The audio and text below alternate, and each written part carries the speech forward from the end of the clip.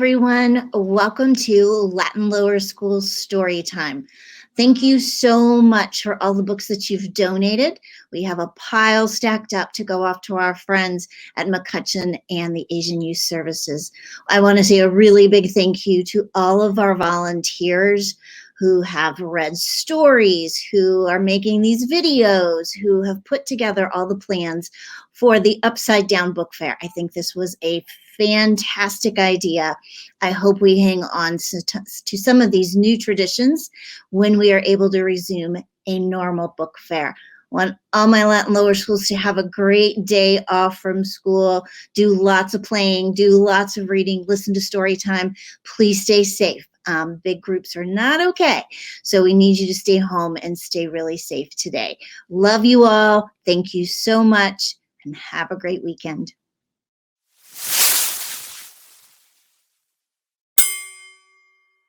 Hi, I'm Corinne Nicosia. I'm a mom at Latin of two little boys.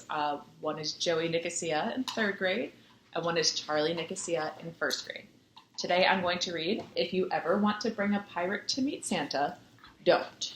We picked this book because, as you can probably tell, we are in the holiday spirit at the Nicosia household, so we decided to pick one silly Christmas book that both the boys like. Thank you, Chad. I'm going to read, okay? If You Ever Want to Bring a Pirate to Meet Santa, Don't, by Elise Presley. If your dad says you're going to meet Santa, he means the bearded guy with a red suit and a bag full of treasures. He does not mean that guy. That's a pirate. If you make friends with a pirate anyway, your dad will tell you that pirates are on the naughty list. Naughty list. You'll tell him it's okay and that you will fix that by the time you meet Santa. You'll teach this pirate not to pillage and plunder or sing loud sea chanties, and he won't make anybody walk the plank. Cross your heart. While you wait to meet Santa, an elf will be handing out candy canes. You'll say, "Thank you," and nudge the pirate to do the same. He'll say, "Yarg," and "Tooth rot," and finally, "Thank ye." You'll hope he will give those candies back before you meet Santa. Farther up in line, you'll suggest singing to pass the time. The pirate will dive right in with, "Oh, ho, ho, a hog-eyed ship and a hog-eyed crew, a hog-eyed mate and a skipper too." And you'll have to add, "And a merry hog-eyed Christmas to you," and hope he will learn Jingle Bells by the time that you meet Santa.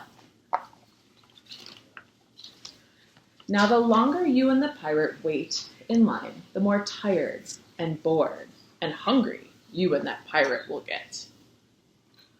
Then, what ho, the pirate will pull an egg and cheese sandwich from his bag. You'll remind him that 'tis the season for giving.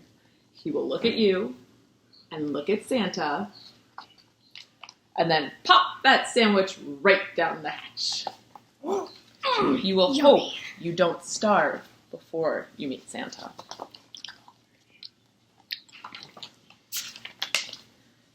Finally, you will get to the front of that line and meet Santa Claus himself. Things will be going so well. Then the elf behind the camera will ask you to smile nicely and say cheese. Then the elf will tell you, no, smile nicely and say cheese. Are you the elf? Okay. He will yell, "Cheese!" No, cheese! No. Just cheese. then he will holler for you to just give me one good smile already. One good smile already. That's when you'll hear Santa whisper that this is why pirates are on the naughty list. This is why pirates are on the naughty list. And before you know it, Santa will be walking the plank. That's a funny book, isn't it? By now, of course, you'll wish you'd have walked right past the bearded guy in a red suit with a bag full of treasure who was really a pirate. By now, you'd rather be stuck in a snowbank than here with this pirate. And before you can even get to the pirate to apologize, Santa and his elves will just go home. Haha. Well, here's what I would do Enough. if I were you. March that scallywag to a chair and put him in a time out. Then do not let him move from that seat until he changes his scurvy ways. Scurry ways. Never mind. If you ever want to bring a pirate to meet Santa, don't. After all, pirates are on the naughty list. I want to know these because I'm a pirate. Even I'm an elf. The end.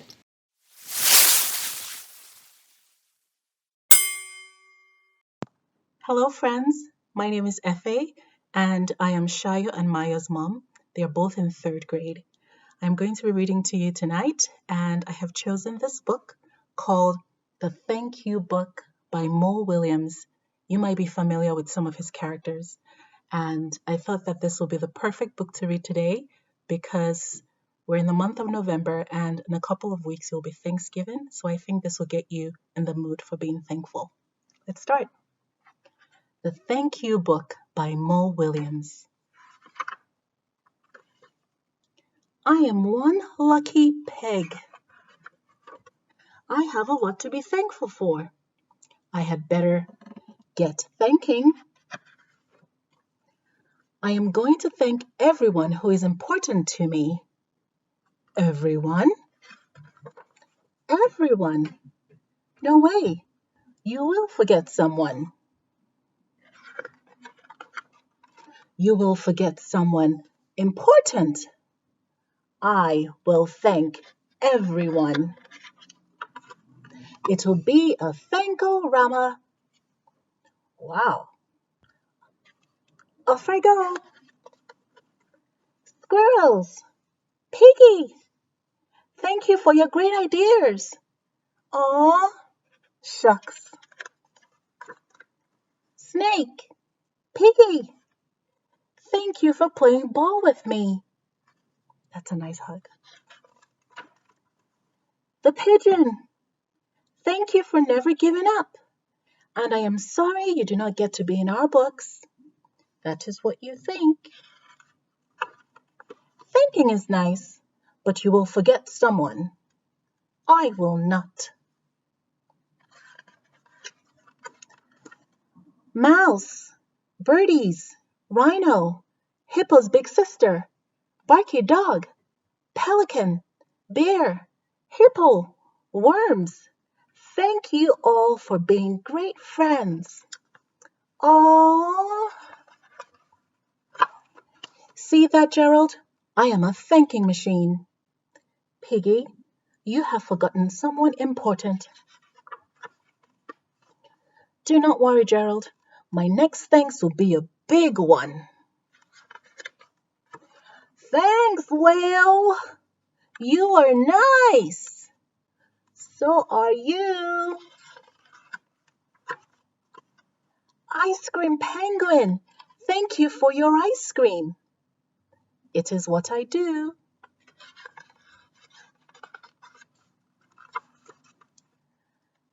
Piggy. Dr. Cat. Thank you for being a great doctor. You are welcome. Piggy. Brian Bat. Thank you for drawing with me. That was fun. Piggy. You are forgetting someone. Someone very important. Really? Oh, now I know who you're talking about. The flies. Thank you for cooking with me. Anytime, dude. Not the flies, Piggy.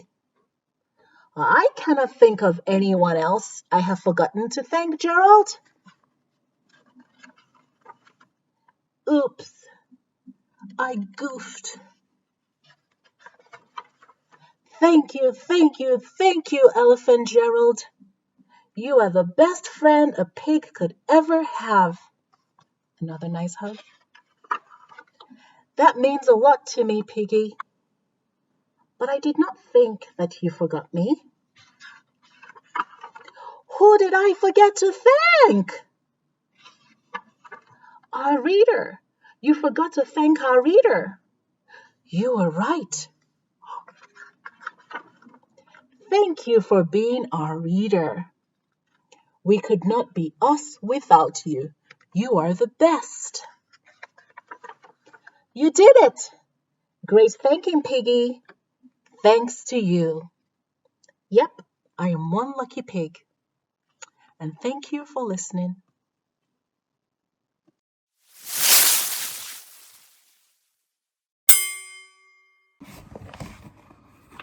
Hi, I'm Alexis Gross and my daughter Audrey is an SK, and today we're going to read one of our favorite books, which is The Wonky Donkey by Craig Smith.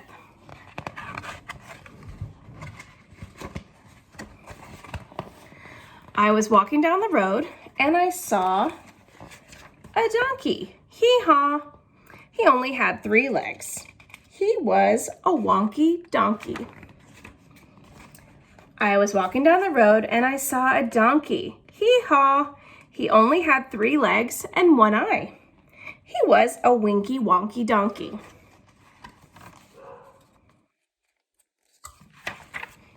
I was walking down the road and I saw a donkey. Hee-haw! He only had 3 legs, 1 eye, and he liked to listen to country music. He was a honky-tonky winky wonky donkey. I was walking down the road and I saw a donkey. Hee-haw! He only had 3 legs, 1 eye. He liked to listen to country music, and he was quite tall and slim. He was a lanky, honky-tonky, winky, wonky donkey.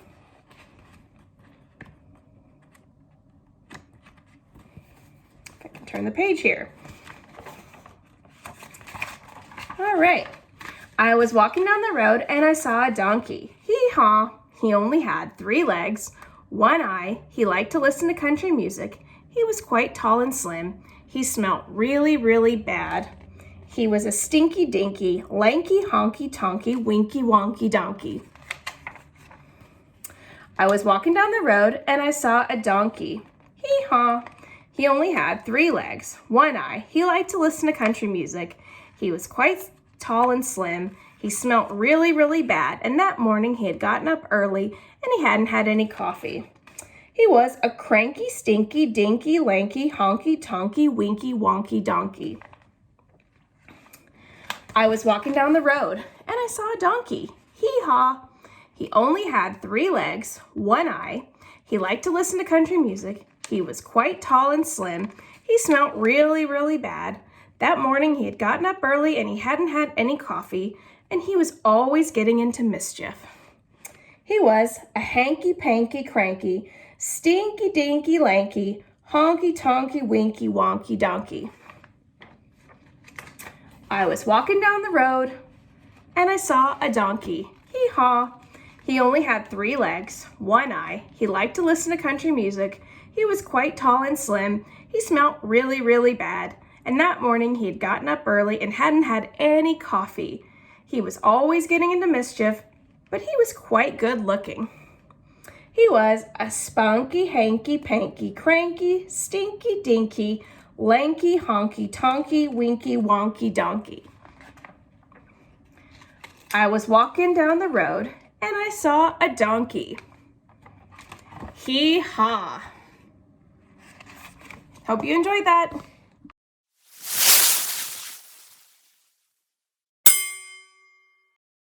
Hello, everyone. I'm Matt June, proud parent of J.K. Red Bear Maddie June, and upper school history teacher. And today I'm going to read you the book Corduroy. This was one of my favorite books as a kid, and now it's one of Maddie's favorite books. And in fact, this is my book from a long, long time ago. It's history itself. Corduroy by Don Freeman.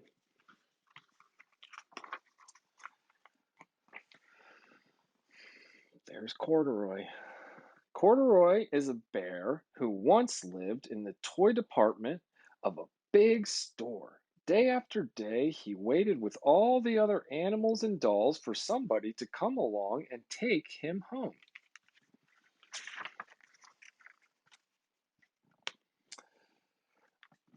The store was always filled with shoppers buying all sorts of things, but no one ever seemed to want a small bear in green overalls. Then one morning, a little girl stopped and looked straight into Corduroy's bright eyes. Let's see.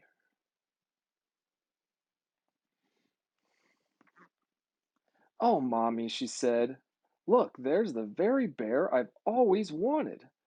"Not today, dear," her mother sighed. "I've spent too much already. Besides, he doesn't look new. He's lost the button to one of his shoulder straps." Corduroy watched them sadly as they walked away. "I didn't know I lost a button," he said to himself. "Tonight I'll go and see if I can find it." Late that evening, when all the shoppers had gone and the doors were shut and locked, Corduroy climbed carefully down from his shelf and began searching everywhere on the floor for his lost button. He's looking for it. Suddenly, he felt the floor moving under him. Quite by accident, he had stepped onto an escalator, and up he went. Could this be a mountain, he wondered? I think I've always wanted to climb a mountain. He stepped off the escalator. There he is stepping off the escalator. As it reached the next floor, and there before his eyes was a most amazing sight. Tables and chairs and lamps and sofas and rows of beds. "This must be the place," Corduroy gasped. "I guess I've always wanted to live in a palace." He wandered around admiring the furniture. "This must be a bed," he said. "I've always wanted to sleep in a bed." And up he crawled onto a large, thick mattress. All at once he saw something small and round. "Why, here's my button," he cried, and he tried to pick it up, but like all the other buttons on the mattress, it was tied down tight. He yanked and pulled with both paws until pop! Off came the button, and off the mattress Corduroy toppled, bang, into a tall floor lamp. Over it fell with a crash. Corduroy didn't know it, but there was someone else awake in the store. The night watchman was going his rounds on the floor above. When he heard the crash, he came dashing down the escalator. "Now, who in the world did that?" he exclaimed. "Somebody must be hiding around here." He flashed his light under and over sofas and beds until he came to the biggest bed of all, and there he saw two fuzzy brown ears sticking up from under the cover. "Hello," he said. "How did you get upstairs?" The watchman tucked Corduroy under his arm and carried him down the escalator and set him on the shelf in the toy department with the other animals and dolls. Corduroy was just waking up when the first customers came into the store in the morning, and there, looking at him with a wide, warm smile, was the same little girl he'd seen only the day before. "I'm Lisa," she said, "and you're going to be my very own bear. Last night I counted what I've saved in my piggy bank, and my mother said I could bring you home." "Shall I put him in a box for you?" the saleslady asked. "Oh, no, thank you," Lisa answered, and she carried Corduroy home in her arms. She ran all the way up 4 flights of stairs into her family's apartment and straight to her own room. Corduroy blinked. There was a chair and a chest of drawers, and alongside a girl-sized bed stood a little bed just the right size for him. The room was small, nothing like that enormous palace in the department store. "This must be home," he said. "I know I've always wanted a home." Lisa sat down with Corduroy on her lap and began to sew a button on his overalls. I like you the way you are, she said, but you'll be more comfortable with your shoulder strap fastened. You must be a friend, said Corduroy. I've always wanted a friend. Me too, said Lisa, and gave him a big hug. The end. Thanks for listening. Have a great day.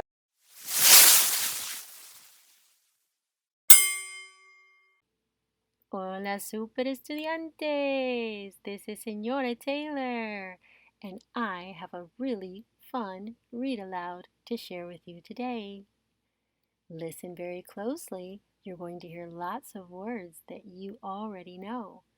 You might learn some new words too. I hope you enjoy, and I look forward to seeing you real soon.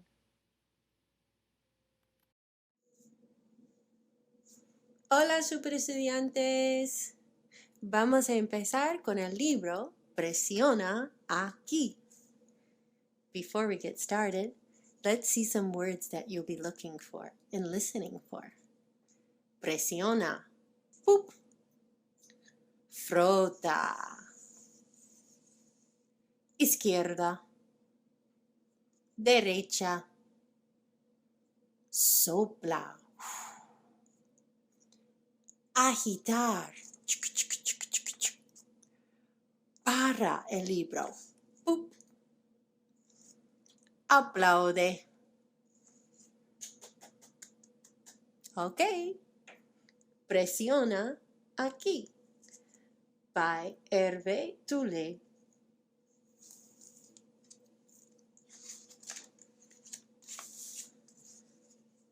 ¿Listo? Vamos a empezar. Presiona aquí. Pup. Y da la vuelta a la página. ¡Buenísimo! Ahora presiona el círculo amarillo de nuevo. ¡Pup! ¡Perfecto! Ahora frota el círculo de la izquierda. ¡Pup! Suavemente. ¡Oh, bien hecho! Y ahora de la derecha. Suavemente. ¡Oh! ¡Fabuloso! 5 toques rápidos en el amarillo. 1, 2, 3, 4, 5. ¡Oh! ¡Tada! Y 5 toques en el rojo. 1, 2, 3, 4, 5.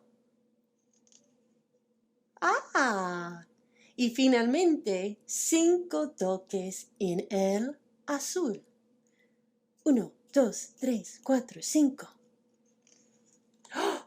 ¡Perfecto! Trata de agitar el libro solo un poco.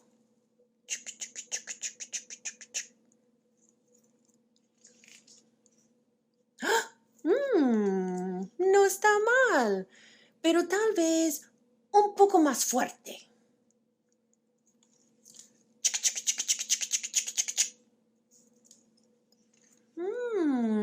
¡Ay, bien hecho! Ahora inclina la página hacia la izquierda. La izquierda. Solo para ver lo que sucede.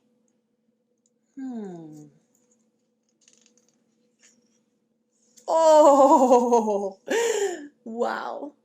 Y entonces hacia la derecha un poco más.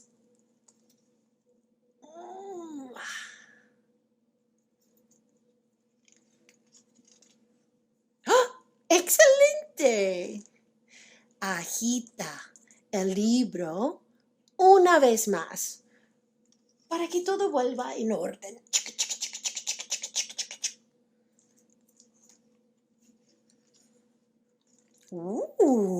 Interesante. Trata de presionar fuertísimamente sobre todos los círculos amarillos. Boom, boom, boom, boom, boom. ¡Wow! ¡Qué divertido! Enciende las luces de nuevo. Trata de presionarlos todos otra vez. ¡Pum, pum, pum, pum, pum! ¡Ah! ¡Perfecto! Espera. Parece que 2 de los círculos han cambiado de lugar. ¿Pero cuáles son? It looks like 2 circles have gotten out of place. Do you notice which ones? Let's see if there's a pattern. Rojo, amarillo, azul. Rojo, amarillo, azul. Rojo, amarillo, azul. Rojo, amarillo, azul. ¡Oh! ¡Hey! ¡Espera! Those 2 right there han cambiado. Ahora presiona fuertísimamente sobre todos los círculos. ¡Oh! Todos los círculos. Presiona muy fuerte. Boom, boom, boom, boom, boom, boom, boom, boom, boom, boom, boom, boom, boom, boom, boom. What's gonna happen now? No está mal. Agítalos un poco. Ok.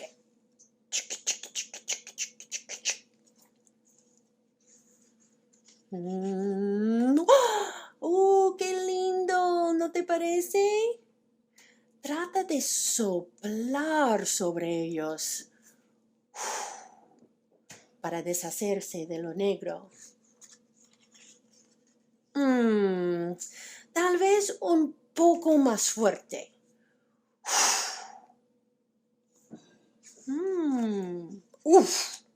A lo mejor fue demasiado fuerte. Para el libro con la espalda recta. ¡Pum! Para que todos los círculos se caigan abajo otra vez. Did it work?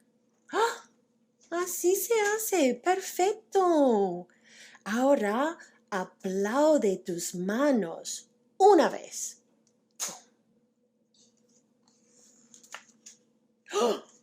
Oh, ¿y si aplaudes 2 veces?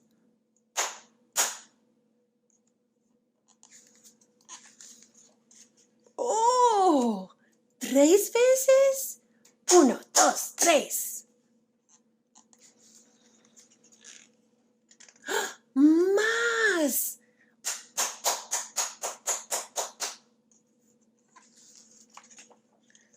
¡Fantástico! Sigue aplaudiendo. ¡Más!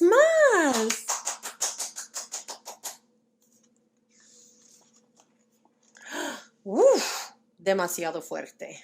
Aprisa, presiona el círculo blanco.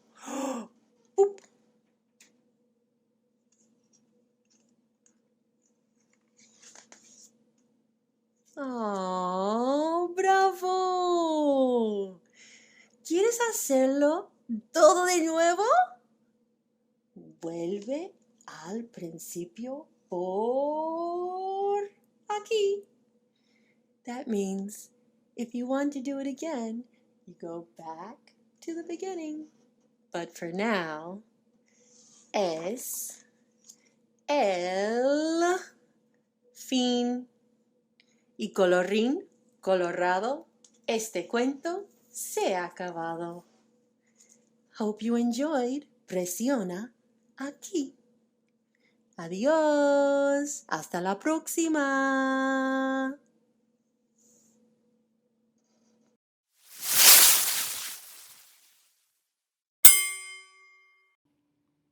Hi, my name is Brian Goldstein, and I have Gabe, who's in the 6th grade, and Jake, who's in the 4th grade, and today I'm very excited to read to you Curious George Makes Pancakes by Margaret and H.A. Ray.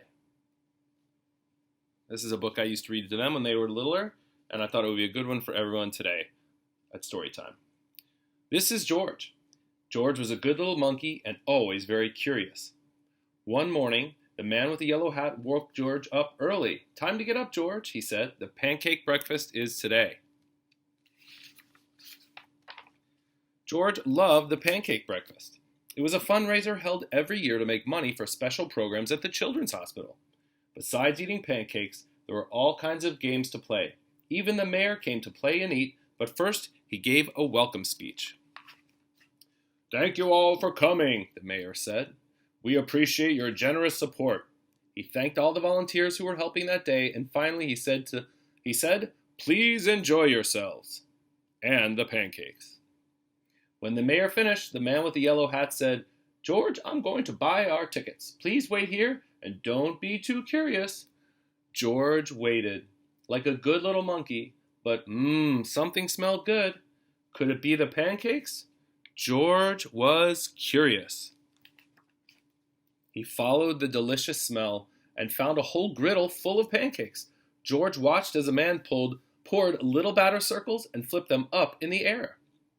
It looked like fun to make pancakes. George wanted to help. On the table near the griddle was a basket full of blueberries. These pancakes needed blueberries, George thought, and he sprinkled some on top. Meanwhile, the man at the griddle was so busy he didn't notice the little monkey helping him. But the line grew and grew. George's pancakes were a hit. Soon everyone wanted them, and the man could not keep up. "Please wait," he said to someone holding an empty plate. "I need to find an assistant to help me." And just like that, he was gone. George looked at the people waiting in line, and then at the empty griddle. Why, he could make pancakes. He could be the assistant. George poured the batter into nice round circles. Next he added blueberries. He waited just a minute to let the pancakes cook. Then he flipped them over, and last, he added syrup. The line for pancakes was enormous, but with 4 hands, George made quite a chef, and no one's plate was empty for long. "I've been coming to this breakfast for years," a man said, "but I've never seen pancakes made like this before." "I've never eaten this many pancakes before," said a girl. "I didn't even like pancakes before," said another girl, and they lined up for more. When the man returned with his new assistant, he was shocked to see a monkey making pancakes. "This is no place for a monkey," he yelled, and he began to chase George. George hadn't meant to cause trouble. He'd only wanted to help. Now he only wanted to get away. Quickly, George found a place to hide, and the man and his assistant ran right by. But where did George go? Can you see? Right up there. When it was safe to come out, George jumped down. He was covered in syrup like a pancake, and he was sticking to everything. George was curious. Could these napkins help him get clean? Nope, the napkins only made it worse. What George needed was some water to wash with. Why, here was the perfect thing. George climbed up. This would do the trick for a sticky monkey. George sat on the bench and splashed himself with water, but all of a sudden, splash! George was in the water. What a surprise! George climbed up again and splashed back down. He'd never been at a dunk tank before, and he'd never had so much fun getting clean. Soon, everyone was having fun, and the line at the dunk tank grew even longer than the line for pancakes. Later, the mayor came by. "I've heard all about your delicious pancakes," he said. "You've made our fundraiser a big success, and I have a special favor for you."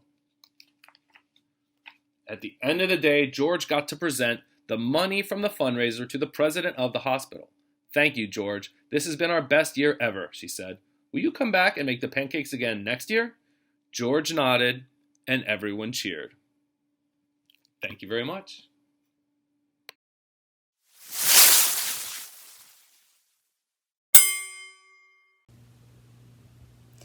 Hi everybody, my name is Mary Finley, and I'm Parker Finley's mom. Parker is an SK. I'm excited to read to you guys the book One by Catherine Otashi. I picked this book because it talks about how important it is to be kind to people. And not only to be kind to people, but to tell people to stop or no when they're not being kind, and to even say that when they're not being kind to others. So somebody else you might see being picked on, it's important to also say stop. Enjoy. 1. Blue was a quiet color. He enjoyed looking up at the sky, floating on the waves, and on days he felt daring, splashing in rain puddles. Every once in a while, he wished he could be more sunny like yellow, or bright like green, or more regal like purple, or outgoing like orange, but overall, he liked being blue, except when he was with Red. Red was a hothead. He liked to pick on Blue. Red is a great color, he'd say. Red is hot, blue is not. Then Blue would feel bad about being blue. Sometimes yellow comforted Blue. Blue is a very nice color, she'd say. But yellow never said that in front of Red. She never said, "Stop picking on Blue." Green, purple, and orange thought blue was nice too, but they never told Red to stop either. And every time Red said something mean and no one spoke up, he got bigger and bigger and bigger. Soon Red grew so big that everyone was afraid of him. No one dared stop him. Red picked on all the colors. Then everyone felt a little blue. Until one came. He had a different shape with bold strokes and squared corners. He was funny. He made the other colors laugh. Red saw this and got very hot. "Stop laughing," he told yellow. "Stop laughing," he told green. "Stop laughing," he told purple and orange. And they did. Red rolled up to one. "Stop laughing," he told him. But one stood up straight like an arrow and said, "No." Red was mad, but one wouldn't budge, so Red rolled away. One turned to the other colors and said, "If someone is mean and picks on me, I for one stand up and say no." Then yellow felt brave and said, "Me too." Green agreed and said, "Me 3. Then purple became 4 and orange became 5. Blue saw the colors change. He wanted to count. Red grew red hot. He felt left out. He grew hotter and hotter and hotter. Red raced over to Blue and said what he always did. "Red is hot, blue is not." But this time, Blue stood up tall and became 6. "Red can be really hot," he said. "Blue can be super cool, too." Red blew a fuse and tried to roll over Blue. But everyone took a stand and said no. Seeing them standing tall made Red feel very, very, very small. Then Red turned even redder and began rolling away.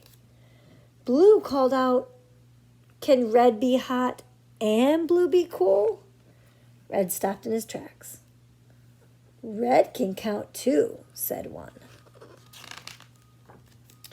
Red rocked and rolled and turned into 7.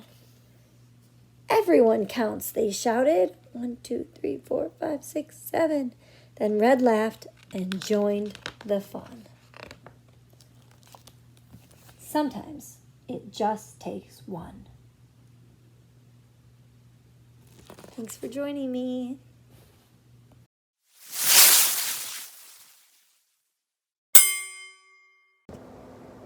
Hi there. I'm Erin Seifert Anton, and I have Grant in SK. I have Avery in 3rd grade, and Conrad is in 6th grade at the middle school. I'm going to read a book today called Pig Pig Grows Up by David McPhail. This is one of Grant's favorite books. This book is very old. It was written in 1980, so it's 40 years old. But I think it's really good, and we think you're going to like it a lot. Pig Pig was the baby of the family. His brothers and sisters had grown up and left home long ago, but Pig Pig refused to grow up. He still wore his sleep suit, though it was much too tight, and he continued to sleep in his crib, even though his feet hung over the edge. At breakfast, Pig Pig sat in his high chair. He ate peplum and strained fruit. When his mother had marketing to do, Pig Pig insisted on being pushed in the stroller. And at the market, Pig Pig would squeal and cry loudly until his mother bought him whatever it was that he wanted.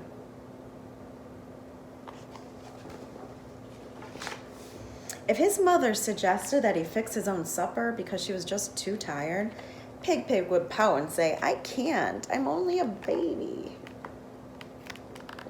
Pig Pig's mother grew tired of it. "You're a big pig now, Pig Pig," she said. "You've got to grow up." But when she took away his old blanket and bought him a real bed, he sobbed like a baby all night long. And when Pig Pig's mother packed away all of his baby clothes and gave him grown-up clothes, Pig Pig cried and cried. "I want my baby clothes," he screamed. "I'm only a baby." So Pig Pig's mother gave in again. And nothing more was ever said about Pig Pig's growing up until one day on the way home from the market. Pig Pig's mother had a very hard time pushing Pig Pig's stroller. It was full of Pig Pig and all the groceries it took to feed him. Up the hill they went, slower and slower. Pig Pig's mother puffed and grunted. She gave the stroller just one more push and collapsed. The stroller stopped at the top of the hill. It hung there and then slowly moved over the top and started to roll down the other side. Faster and faster it went. "Mama," squealed Pig Pig. "My baby," gasped Pig Pig's mother. Pig Pig kept squealing as the stroller careened down the hill. Then horror filled Pig Pig's eyes. Below him, directly in his path, was a baby carriage with a real baby in it. Pig Pig whirled into action. He stepped over the front of the stroller and plunked both feet down hard on the road. In a cloud of dust, the stroller dragged to a stop just inches from the sleeping baby. Pig Pig had stopped the stroller and saved the baby. The baby's mother kissed Pig Pig on the head. "How can I ever thank you enough?" she cried. "Such a brave young pig." By the time Pig Pig's mother had run down the hill, Pig Pig was surrounded by people. They patted him on the back and shook his hand and told him what a big, brave pig he was. Pig Pig beamed. Pig Pig's mother hugged Pig Pig. "I'm proud of you, my baby," she said. "You must be tired. Climb back into your stroller and let me push you home." "No," said Pig Pig, "I'm not a baby anymore, and you're the one who must be tired. You get into the stroller and I'll push you home." And she did, and he did.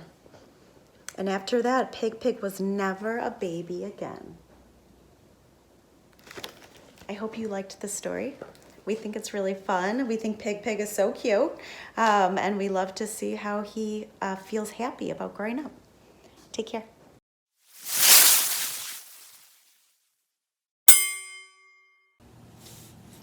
Hi guys, my name is Julian Diaz. I'm the father of Victor Diaz, who is in JK in Miss Katz's class Victor and I, we read a lot of books in Spanish, so we thought it'd be a fun idea to read a book in Spanish this time. And the book that we chose is called Monstruo Rosa. So monstruo, you might know this, means monster. Y rosa means pink. So that's the word that we need to remember. Sometimes in Spanish we say rosa, sometimes we say rosado. It's the same. Antes de nacer, ya era diferente a los demás. So before she was born, she was already different. You can tell why, right? She's pink, she's furry. Era rosa y los demás eran blancos. She was pink and the others were white. Monstruo Rosa era grande, big, y los demás eran pequeños. They were small.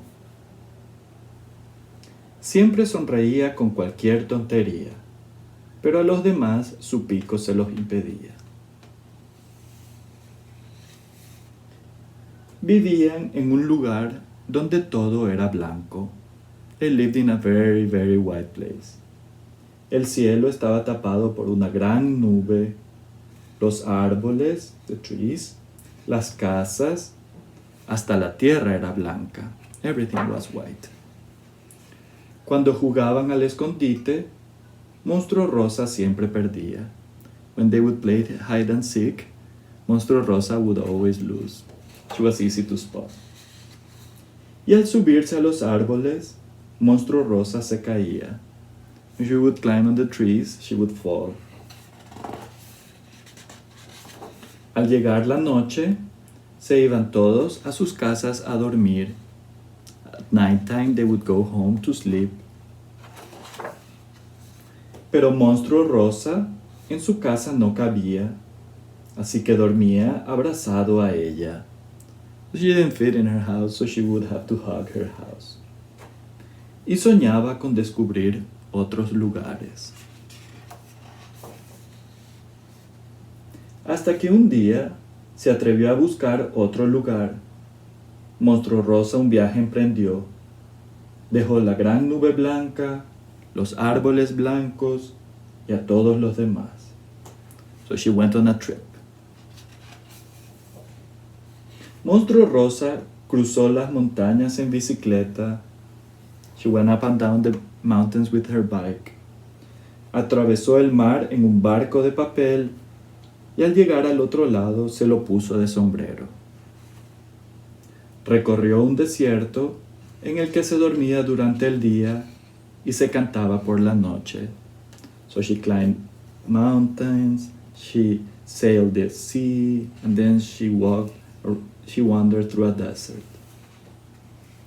Y pasaron muchos días, muchas noches, muchos días, muchas noches. Y llegó a un lugar donde salía el sol. She came up to a place where there was sun. A veces llovía y otras veces se veía el arco iris. You could see the rainbow. En ese lugar conoció nuevas gentes que eran muy diferentes. So she met new friends. Bicho pelota. En lugar de andar, rodaba sin parar. The bald bug. Pájaro amarillo. Podía volar y cantar. The yellow bird, who could fly and sing. La rana de tres ojos. The three-eyed frog. Cuando saltaba, a todas partes miraba. When she jumped, she could see everywhere. El monstruo azul, the blue monster, con sus largos brazos, daba los mejores abrazos. With such long arms, he would give the best hugs. Reían y jugaban todo el día. They would play and laugh all day. Y por la noche, en sus casas dormían. And you can tell the houses, right? So this green one is the frog, blue one is the blue monster, the black one is the bug, the yellow one is the bird, and the pink one is Monstruo Rosa. Monstruo Rosa en este lugar se quedó a vivir. y nunca paró de sonreír. So she stayed in this place and she had a fun time. And look, now she has a sign that says Bienvenidos, welcome. Because her old pals are coming to visit. The end. I hope you guys liked it. I enjoyed this. Bye.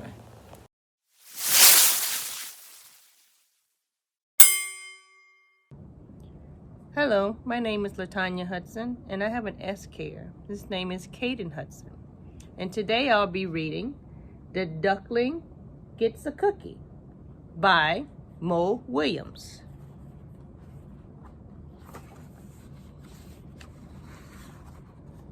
Hello, may I have a cookie, please? Oh, thanks. Flippy, flip, flip.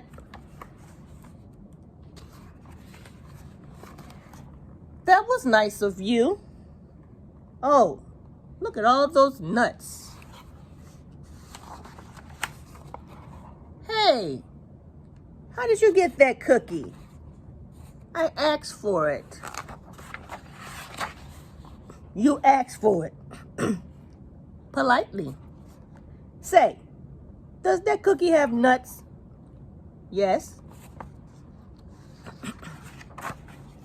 So, you got a cookie with nuts just by asking. Politely. I ask for things all the time.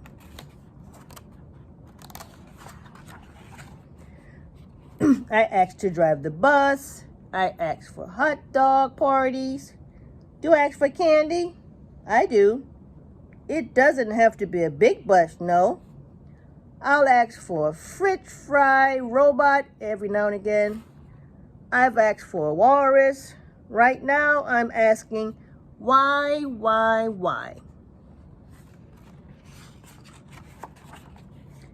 Oh, there's more. Sometimes I ask for a hug. Or I'll ask for one more story. I can count the times I've asked for my own personal iceberg. I ask to stay up late. But do I get what I asked for? Oh yeah, I'm the askin'est pigeon in town. No! Whoa, what happened there? It's not fair. Duckling gets everything. Pigeon likes cookies too, especially with nuts. Why did you get that cookie? So I can give it to you. And another thing. Hubba, what? You're giving me that cookie? With the nuts.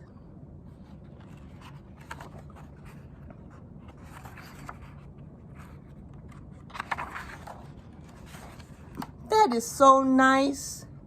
Thank you. Thank you very much. Chump. That is one cool duckling. Chump.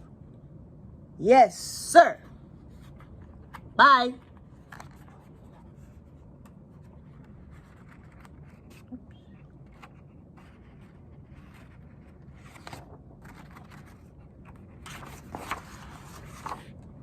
May I have another cookie, please? But this time, no nuts. Well, what do you think of that? That was so nice of the duck to give the pigeon a cookie. The pigeon didn't see it coming. Have a good day, boys and girls.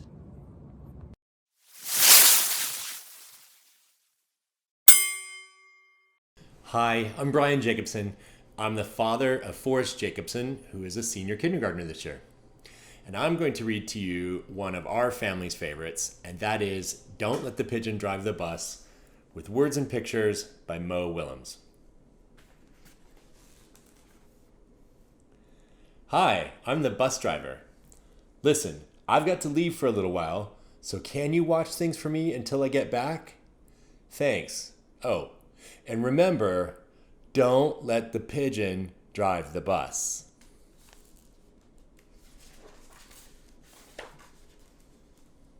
Well, I thought he'd never leave.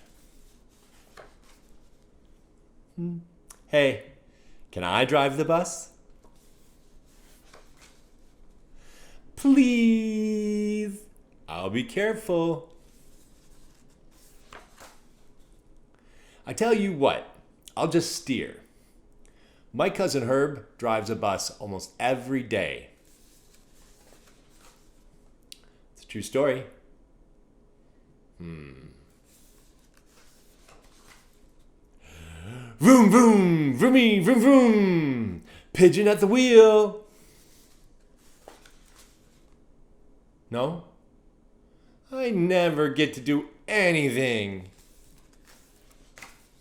Hey, I've got an idea. Let's play Drive the Bus. I'll go first. Come on, just once around the block. I'll be your best friend. How about I give you $5? No fair. I bet your mom would let me. What's the big deal? It's just a bus. I have dreams, you know. Fine. Let me drive the bus.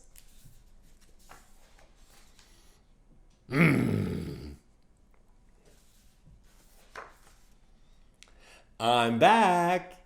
You didn't let the pigeon drive the bus, did you? Great. Thanks a lot. Uh-oh. Bye.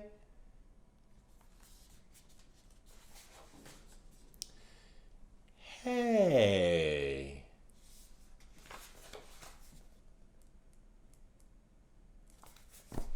The end.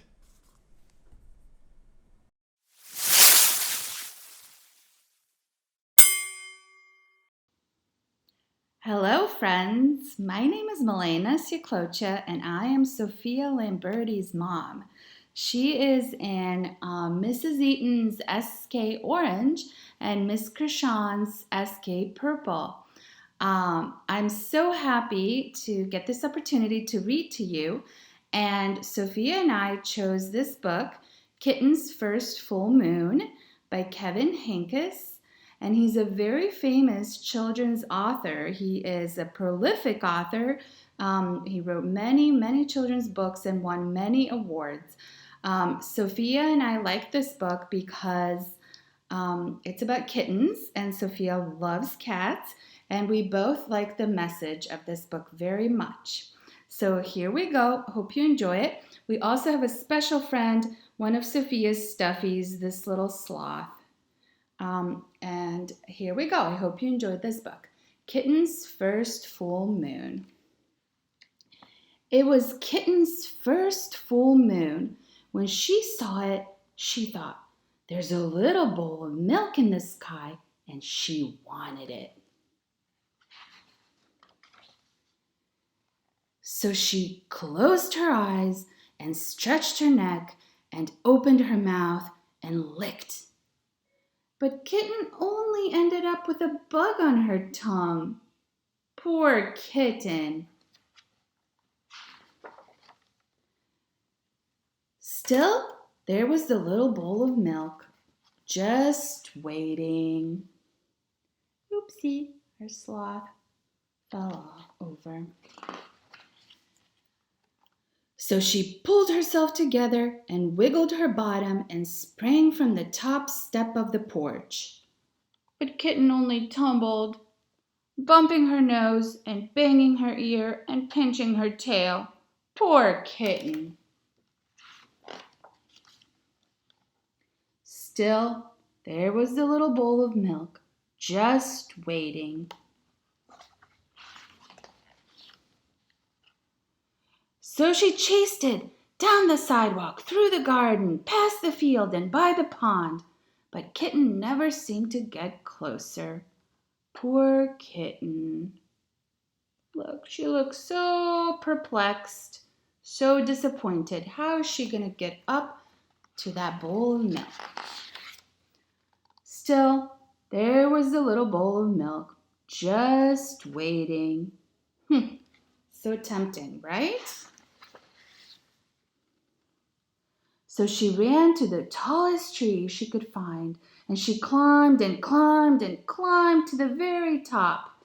But Kitten still couldn't reach the bowl of milk, and now she was scared. Poor Kitten, what could she do? Look at her, so scared. Her eyes are wide open. Okay.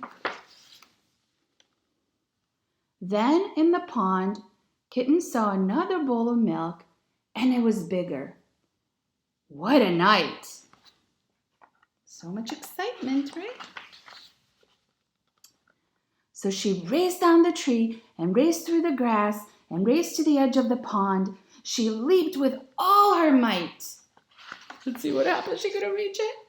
Poor Kitten. She was wet and sad and tired and hungry. Oh, look at her. She looks kind of miserable. So she went back home. Oh, Kitten. Poor Kitten.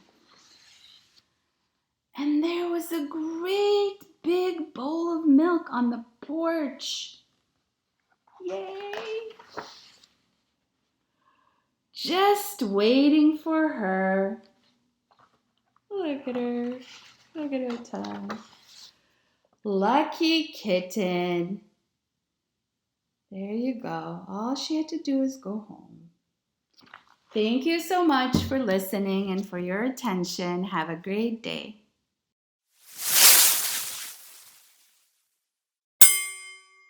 My name is Gabe Goldstein. I'm in the 6th grade, and I will be reading Days with Frog and Toad by Arnold Lobel. Days with Frog and Toad.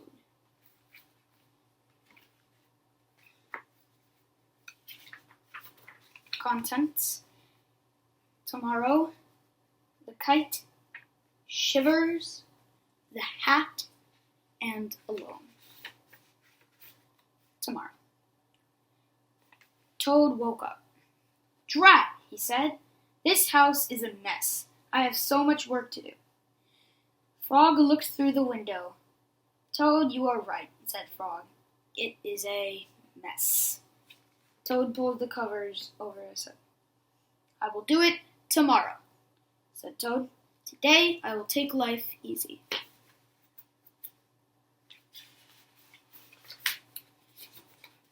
Frog came into the house.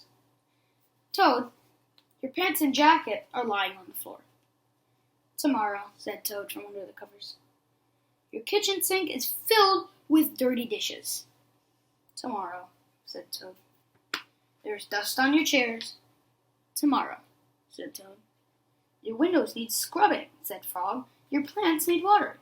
Tomorrow, cried Toad. I will do it all tomorrow.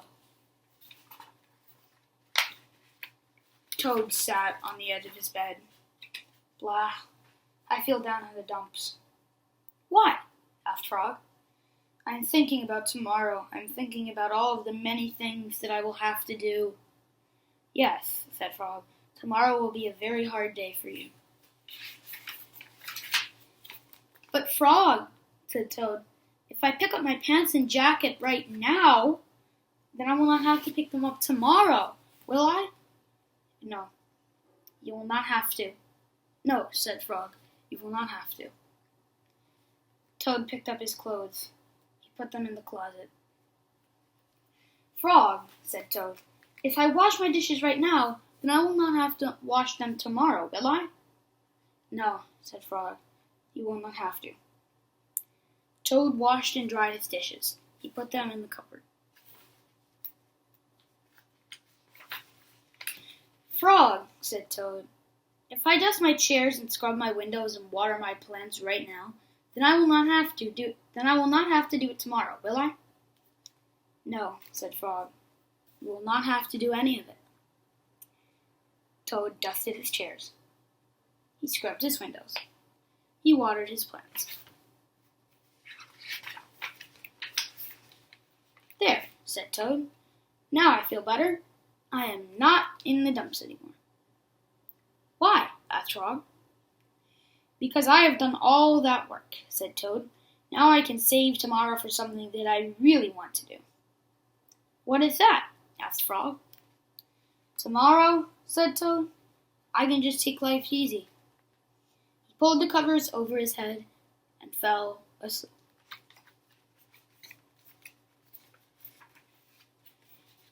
The kite. Frog and Toad went out to fly a kite. They went to a large meadow where the wind was strong. Our kite will fly up and up, said Frog. It will fly all the way up to the top of the sky. Toad, said Frog, I will hold the ball of string. You hold the kite and run. Toad ran across the meadow. He ran as fast as his short legs could carry him. The kite went up in the air. It fell to the ground with a bump. Toad heard laughter. 3 robins were sitting in a bush. That kite will not fly, said the robins. You may as well give up. Toad ran back to Frog. Frog, said Toad, this kite will not fly. I give up. We must make a second try, said Frog. Wave the kite over your head. Perhaps that will make it fly. Toad ran back across the meadow. He waved the kite over his head. The kite went up in the air and then fell down with a thud. What a joke, said the robins. That kite will never get off the ground.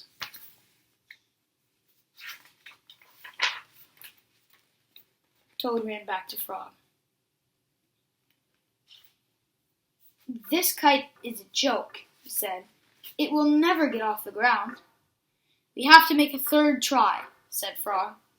Wave the kite over your head and jump up and down. Perhaps that will make it fly. Toad ran across the meadow again. He waved the kite over his head. He jumped up and down. The kite went up in the air and crashed down into the grass. That kite is junk, said the robins. Throw it away and go home. Toad ran back to Frog. This kite is junk, he said. I think we should throw it away and go home. Toad, said Frog, we need one more try. Wave the kite over your head. Jump up and down and shout, up, kite, up! Toad ran across the meadow. He waved the kite over his head. He jumped up and down. He shouted, up, kite, up! The kite flew into the air. It climbed higher and higher. We did it! Cried Toad. Yes, said Frog. If a running try did not work, and a running and waving try did not work, and a running, waving, and jumping try did not work, I knew that a running, waving, jumping, and shouting try just had to work. The robins flew out of the bush, but they could not fly as high as the kite. Frog and Toad sat and watched their kite. It seemed to be flying way up at the top of the sky. Shivers. The night was cold and dark. Listen to the wind howling in the trees, said Frog. What a fine time for a ghost story. Toad moved deeper into his chair. Toad, asked Frog, don't you like to be scared? Don't you like to feel the shivers? I am not too sure, said Toad. Frog made a fresh pot of tea. He sat down and began a story. When I was small, said Frog, my mother and father and I went out for a picnic. On the way home, we lost our way. My mother was worried. We must get home, she said. We do not want to meet the old dark frog. Who is that? I asked. A terrible ghost, said my father. He comes out at night and eats little frog children for supper. Toad sipped his tea. Frog, he asked, are you making this up? Maybe yes, and maybe no, said Frog. My mother and father went to search for a path. They told me to wait until they came back. I saw a tree and waited. The woods became dark. I was afraid. Then I saw 2 huge eyes. It was the old dark frog. He was standing near me. Frog, asked Toad, did this really happen? Maybe it did, and maybe it didn't, said Frog. Frog went on with the story. The dark frog pulled a jump rope out of his pocket. I am not hungry now, said the dark frog. I have eaten too many tasty frog children. But after I jump rope 100 times, I will be hungry again. Then I will eat you. The dark frog tied one end of the rope to a tree. Turn for me, he shouted. I turned the rope for the dark frog. He jumped 20 times. I am beginning to get hungry, said the dark frog. He jumped 50 times. I am getting hungrier. He jumped 90 times. I am very hungry now, said the dark frog. What happened then? Asked Toad. I had to save my life, said Frog. I ran around and around the tree with the rope. I tied up the old dark frog. He roared and screamed. I ran away fast. I found my mother and father, said Frog. We came safely home. Frog, asked Toad, was that a true story? Maybe it was, and maybe it wasn't, said Frog. Frog and Toad sat close by the fire. They were scared. The teacups shook in their hands. They were having the shivers. It was a good, warm feeling.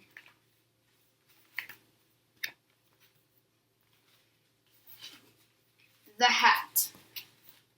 On Toad's birthday, Frog gave him a hat. Toad was delighted. Happy birthday, said Frog. Toad put on the hat. It fell down over his eyes. I am sorry, said Frog. That hat is much too big for you. I will give you something else. No, said Toad. This hat is your present to me. I like it. I will wear it the way it is. Frog and Toad went for a walk. Toad tripped over a rock. He bumped into a tree. He fell in a hole. Frog, said Toad, I can't see anything. I will not be able to wear your beautiful present. This is a sad birthday for me. Frog and Toad were sad for a while. Then Frog said, Toad, here is what you must do. Tonight when you go to bed, you must think some very big thoughts. Those big thoughts will make your head grow larger. In the morning, your new hat may fit. What a good idea, said Toad. That night, when Toad went to bed, he thought the biggest thoughts that he could think. Toad thought about giant sunflowers. He thought about tall oak trees. He thought about high mountains covered with snow. Then Toad fell asleep. Frog came into Toad's house. He came in quietly. Frog found the hat and took it to his house.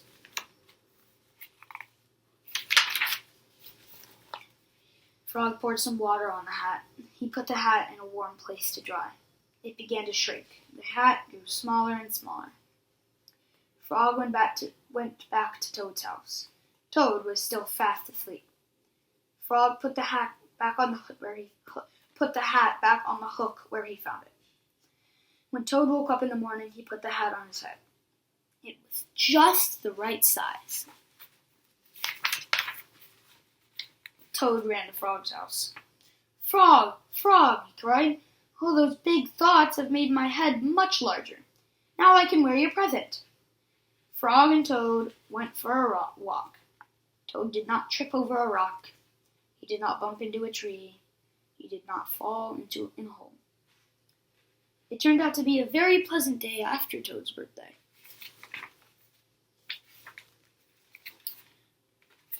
Alone. Toad went to Frog's house. he found a note on the door. The note said, "Dear Toad, I am not at home. I went out. I want to be alone." "Alone?" said Toad. "Frog has me for a friend. Why does he want to be alone?" Toad looked through the windows. He looked in the garden. He did not see Frog. Toad went to the woods. Frog was not there. He went to the meadow.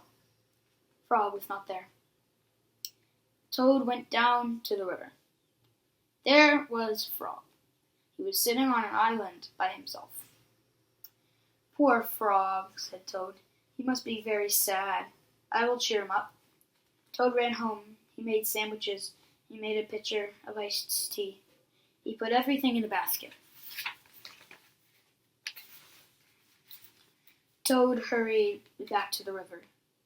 "Frog!" he shouted. "It's me! It's your best friend, Toad!" Frog was too far away to hear. Toad took off his jacket and waved it like a flag. Frog was too far away to see. Toad shouted and waved, but it was no use. Frog sat on the island. He did not see or hear Toad. A turtle swam by. Toad climbed on the turtle's back. "Turtle," said Toad, "carry me to the island. Frog is there. He wants to be alone." "If Frog wants to be alone," said the turtle, "why don't you leave him alone?" "Maybe you are right," said Toad. "Maybe Frog does not want to see me. Maybe he does not want me to be his friend anymore." "Yes, maybe," said the turtle as he swam to the island.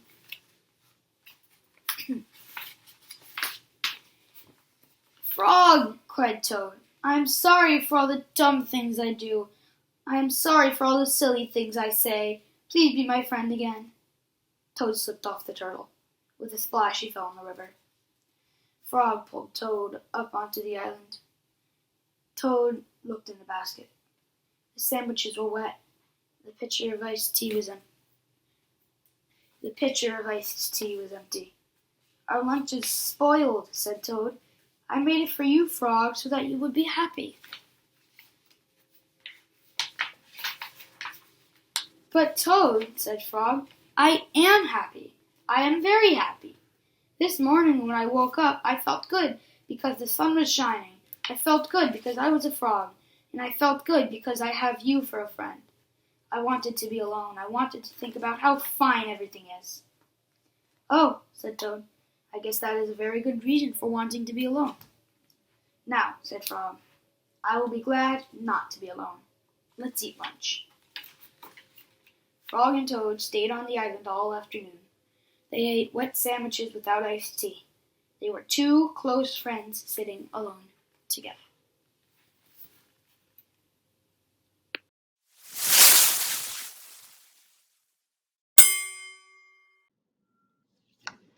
Hi, my name is Nicole Hooker, and I teach math in the upper school. I also have a son, Ethan, in second grade, and a son, Jacob, in fifth grade. And today I'm going to be reading to you one of my favorite books. It's called The Seven Silly Eaters by Mary Ann Hoberman. So here goes. Not so long ago, they say, a mother lived just like today. Mrs. Peters was her name. Her little boy was named the same. Now, Peter was a perfect son in every way except for one. When Peter was just 1 year old, he did not like his milk served cold. He did not like his milk served hot. He liked it warm, and he would not drink it if he was not sure it was the proper temperature. But Mrs. Peters did not mind. She was a mother sweet and kind. And when his milk spilled on the floor, she patiently prepared some more. She'd take the bottle from the shelf and chuckle softly to herself, "What a silly sort of eater is my darling baby Peter." When Peter had not yet turned 2, another baby, sweet and new, was born, dear Lucy, small and fair, with big blue eyes and curly hair. But long before this child was grown, she had opinions of her own, of what she'd eat and what she'd not. She hated milk, both cold and hot, and warm was worst of all. Instead, whenever Lucy dear was fed, she bellowed for pink lemonade, not from a can, oh no, homemade. But Mrs. Peters did not mind. She squeezed each lemon to its rind while mopping milk up from the floor and patiently preparing more. She'd take the lemons from the shelf and giggle softly to herself. What a silly pair of eaters are Lucy Deer and Peter Peters. Now Lucy grew and Peter grew till he was 3 and she was 2.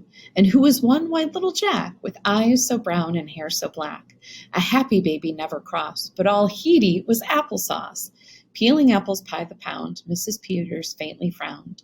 She'd take the apples from the shelf and murmur weakly to herself, what a silly bunch of eaters are Lucy, Jack, and Peter Peters.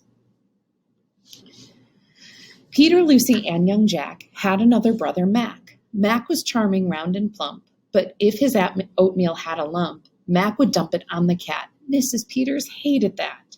But since she loved her children 4, she'd strain the oatmeal 2 times more. She'd take it from the pantry shelf and mumble sadly to herself, what a foolish group of eaters are all my precious little Peters.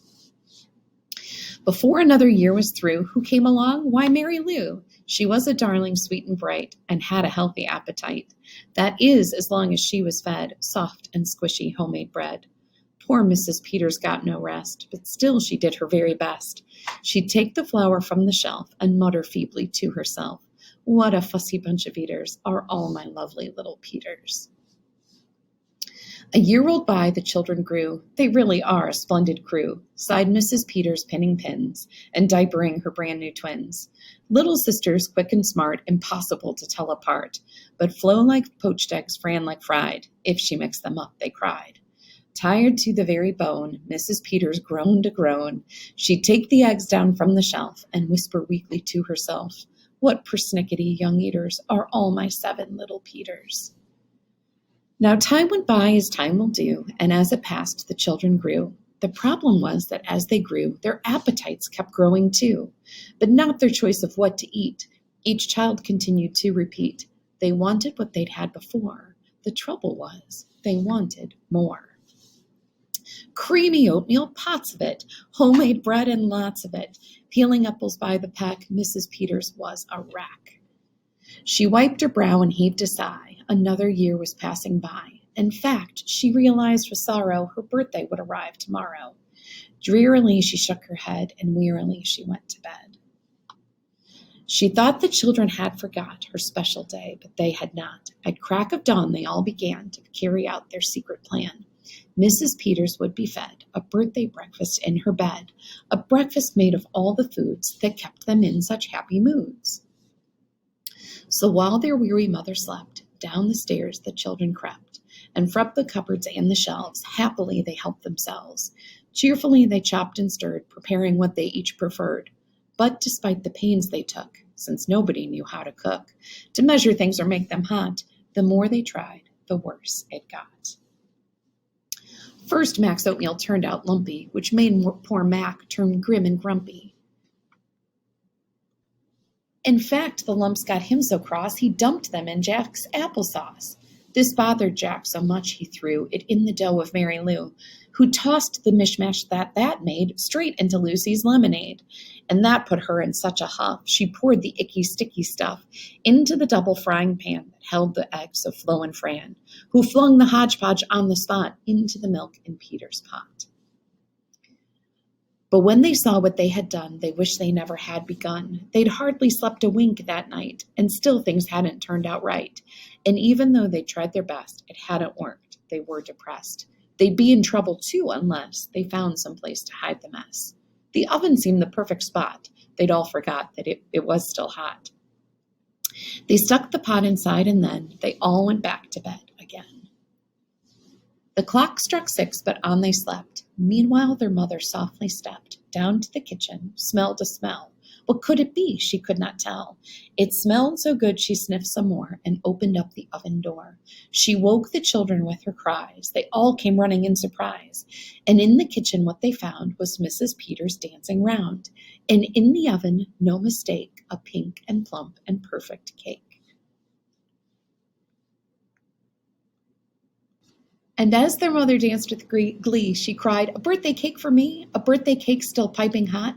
To think I thought that you forgot. Now tell me, please, how did you make this pink and plump and perfect cake? So high and light and smooth as silk.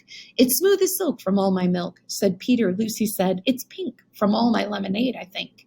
And from my apples, added Jack. My oatmeal made it soft, said Mac.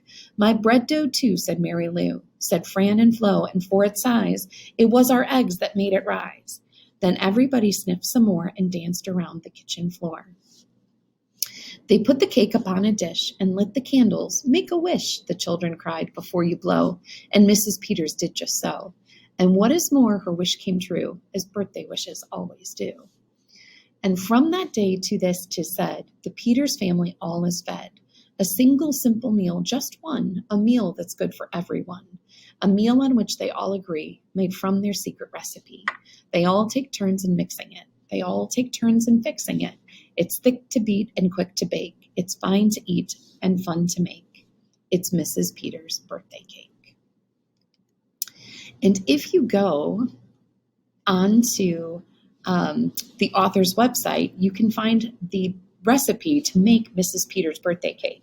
So if you have some extra time and want to do something fun, go check out her recipe and give it a shot. Thanks for reading the story with me today. I hope you enjoyed it.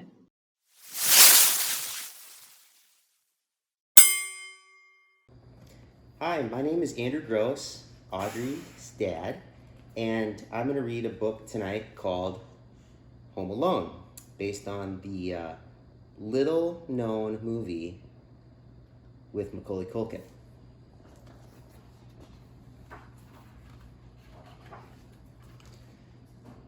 'Twas 3 nights before Christmas, and the McAllister family was getting ready to leave for vacation. Everyone was busy packing.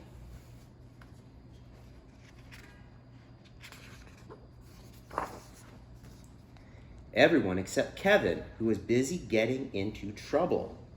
Go straight to bed, his mother demanded. That's enough trouble for one day. Lying in bed, Kevin could hear voices and laughter coming from downstairs. Everyone was having fun without him. I hope I never see my family again, Kevin whispered. I wish I was home alone. The next morning, the house was very, very quiet. No one was shouting. No one was running around. No one was telling Kevin to hurry up and eat his breakfast. No one was home.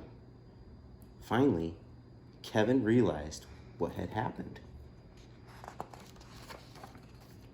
I made my family disappear.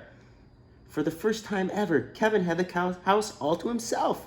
He raced up and down the halls. He jumped on all the beds. He ate a giant ice cream sundae for breakfast. After watching hours of television, he searched through his brother's private stuff and rode a toboggan down a giant mountain. Ah! He even tried his father's aftershave lotion. This was not a good idea. It stings. But sometimes it was scary to be all alone. Kevin was especially afraid of his next-door neighbor. Old Man Marley was the scariest person who lived on their block. And that night, Kevin heard whispers outside the living room. Burglars were snooping around his house. You see, Marv said, most of the houses on this street are empty. Everyone is away for the holidays. Perfect, Harry said. We'll come back tomorrow night and steal everything. Kevin was so scared he dialed 911, but the telephone didn't work. The wires had been damaged in a snowstorm. After hiding under his parents' bed for a long time, Kevin decided that he was being very silly. Only a wimp would be hiding, and I can't be a wimp. I'm the grown-up of this house, and I need to act like one. The next day was Christmas Eve, and Kevin had plenty of grown-up work to do. He walked to the grocery store and bought food. He put his clothes in the washing machine. He decorated the Christmas tree, and he hung Christmas stockings for his parents and brothers and sisters. I miss you guys, he whispered. I wish you would all come back. Kevin's family went to church on Christmas Eve, so that's what Kevin did too. After the service ended, he saw his scary next-door neighbor, Old Man Marley, sitting nearby. "You don't have to be afraid," Mr. Marley said. "The kids in the neighborhood have lots of spooky stories about me, but they're not true." After they talked for a while, Kevin realized that Mr. Marley was in fact a very nice man. "Are you visiting anyone for Christmas?" Kevin asked. "No," Mr. Marley said. "I miss my family and I'd like to see them, but my son and I are fighting. I said some angry words that I didn't mean." Kevin knew exactly how Mr. Marley felt. Kevin remembered wishing his family would disappear, but he hadn't really meant it. "You should try talking to your son," Kevin said. "Maybe I will," Mr. Marley said. When Kevin left the church, it was already dark. The burglars would be coming soon. He ran all the way home. Kevin made a plan that was full of booby traps. He scattered toy cars and smeared tar on the basement steps. He made a big pile of feathers and hid sharp ornaments under the windowsills. He sprayed water on the front steps and tied paint cans to ropes. He stretched a tripwire through the hallway and built an escape route to his treehouse. At 9 o'clock, Marv and Harry returned to the McAllister's house, ready to steal everything inside, or that the water had frozen into slippery ice.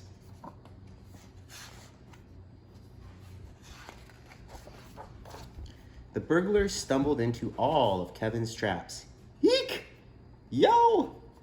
Oh! Ugh! Marv and Harry slipped on the toy cars and were knocked over by paint cans.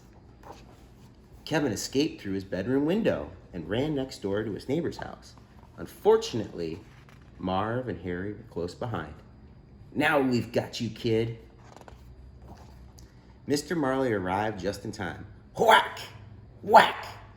He bonked the burglars with his snow shovel and called the police. Then he brought Kevin home. That night, Kevin left a note for Santa Claus, along with some milk and cookies. He couldn't wait for Christmas morning. "Dear Santa, I don't need any presents. Just bring back my family. Love, Kevin McAllister." When he woke up the next day, Kevin rushed into the living room. "Mom? Dad? Is anyone here?" No one answered. Then he heard a familiar voice. "Kevin? Is that you?" His mother was home. "I missed you so much," he said, giving her a giant hug. "I missed you too," she said. "Where are the others?" Kevin asked. The front door flew open, and there they were, his father, his brothers, and his sisters. Everyone was home at last. "Are you okay?" his father asked. "I'm just happy you're all back," Kevin said. "Merry Christmas." The end.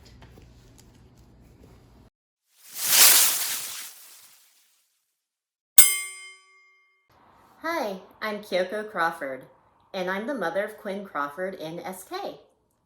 Today I'm going to read I Promise by LeBron James. This is a special book for us because it reminds Quinn of his promise to be a better citizen of the world. And it's written by the best basketball player in the world. Let's begin. I Promise by LeBron James.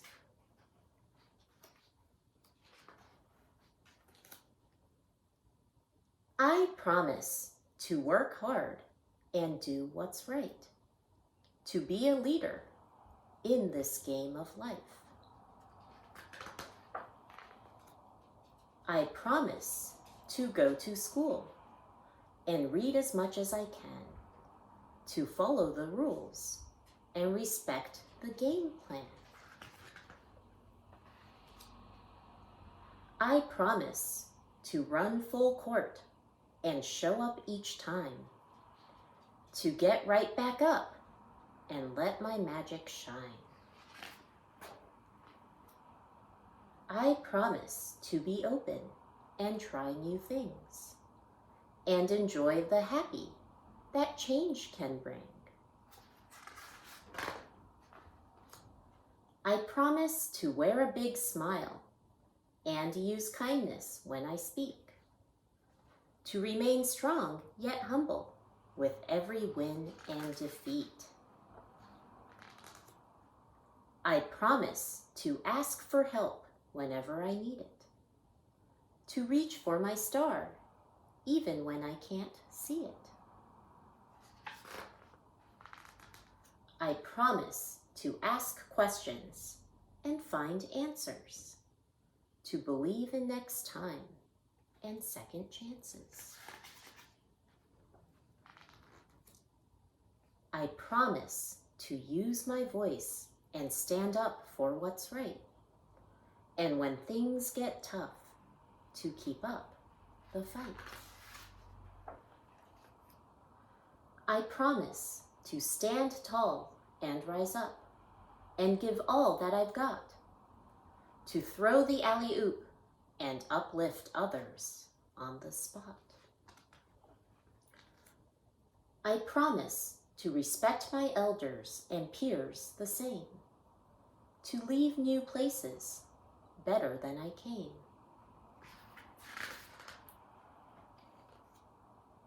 I promise to stay true, keep my head up, and never give up, no matter what. I promise to dream big and love bigger, to be a team player and a winner. I promise to cross bridges and break down walls, to rise with the sun and learn from the falls.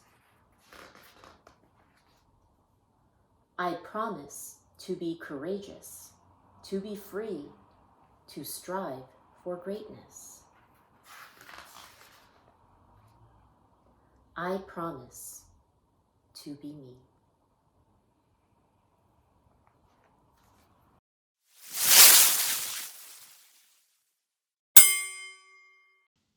Hi everyone, I'm Melissa North. Some of you might know me as Claire's mom. Today we're going to read to you Mary Had a Little Glam by Tammy Sayer. Are you excited? Yeah. Okay. Mary had a little glam that grew into a lot, and everywhere that Mary went, she wasn't hard to spot. Is that your curtain? Meow. But on the day she started school, she caught some by surprise. Sweet Mary shrugged and hugged her mom. I must accessorize. Then Mary click-clacked down the block in frilly formal wear. And by the time she started school, she'd added extra flair. When Mary took a look around, her heart was filled with woe. The other kids in class with her were glamless head to toe. So Mary offered fashion tips. More pink, more beads, more shine. A hat for him and trim for her. Go boa, it's divine. Soon Mary brought out glitz and glam in everyone she met. The students, teacher, principal, and Clark, the classroom pet. Now story time had crowns and gowns and mounds of striped chiffon. The art class came with a glitter glue and trips to her salon.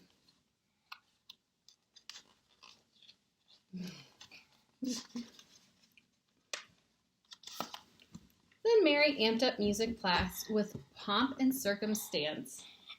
At checkout time, she was sublime, left not a thing to chance. The morning flew, and soon it was the best part of the day. It's recess time, the teacher said, and Mary led the way. But all came to a sudden stop. Each kid surveyed the scene. We're clearly dressed all wrong for this, boo-hooed the 17. Poor Mary twirled her parasol. This crisis was a 10. She'd never figure out a plan. All was lost, and then she tossed her shades and silk-lined cape, her scarf and strappy shoes. And Mary's friends were just as fast. There was no time to lose. The class raced for the jungle gym and spiral, slide, and swings. Then Mary grinned and grabbed a ball, among some other things.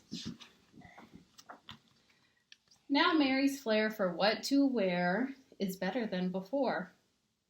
True glamour often calls for lots, but sometimes less is more.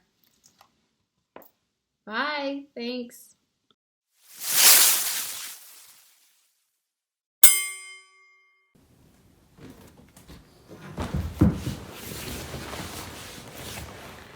Hi, I'm Abby Phelps, mom of Audrey Phelps in SK and Madeline Phelps in 2nd grade, and I am reading Chrysanthemum by Kevin Henkes. The day she was born was the happiest day of her parents' life. She's perfect, said her mother. Absolutely, said her father. And she was. She was absolutely perfect. Her name must be everything that she is, said her mother. Her name must be absolutely perfect, said her father. And it was, Chrysanthemum. Her parents named her Chrysanthemum. Chrysanthemum grew and grew and grew. And when she was old enough to appreciate it, Chrysanthemum loved her name. She loved the way it sounded when her mother woke her up. She loved the way it sounded when her father called her for dinner. And she loved the way it sounded when she whispered it to herself in the bathroom mirror. Chrysanthemum, chrysanthemum, chrysanthemum. Chrysanthemum loved the way her name looked when it was written with ink on an envelope. She loved the way it looked when it was written with icing on her birthday cake. And she loved the way it looked when she wrote it herself with her fat orange crayon. Chrysanthemum, chrysanthemum, chrysanthemum. Chrysanthemum thought her name was absolutely perfect. And then she started school. On her first day, Chrysanthemum wore her sunniest dress and her brightest smile. She ran all the way to school. Hooray, said Chrysanthemum, school. But when Mrs. Chudd took roll call, everyone giggled upon hearing Chrysanthemum's name.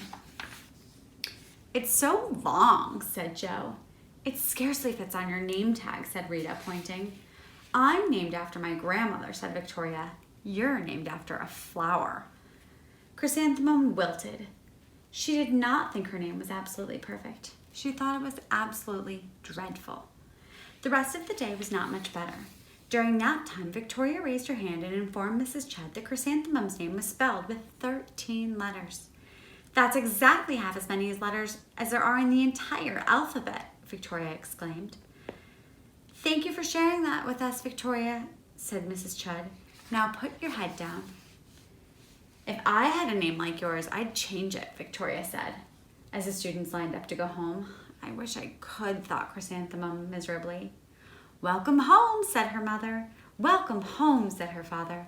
School is no place for me, said Chrysanthemum. My name is too long. It scarcely fits on my name tag, and I'm named after a flower.